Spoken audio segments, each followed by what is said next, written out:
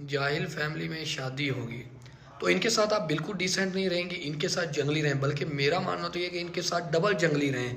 वो नेज़ा हाथ में पकड़ के हुला हुला ला ला ला ला वो वाला करें। और अगर ये खाना मांगे तो खाना पाँव वाले गंदी जूतियों वाले हाथ से, वाशरूम वाले हाथ बिना धोए उसके साथ खाना बनाए उनके मुंह में ठोस दें।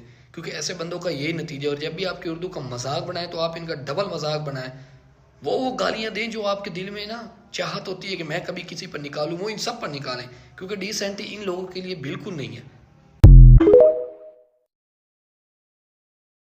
कमजर्फ मर्द की पहली निशानी ये होती है कि जिस औरत से वो शादी करता है, जिसे हम सफ़र बनाता है, जिसे शरीके हयात बनाता है, जिसके हाथ का पका हुआ वो 3 वक्त का खाता है, वो उसका भी गिला करने से बाज नहीं आता। और याद रखिएगा, ससुराल में उस औरत की इज्जत कभी नहीं होगी जिसका अपना शौहर उसकी इज्जत ना करता हो, जिसका अपना शौहर उसके ऐब बढ़ा चढ़ा के बताता हो।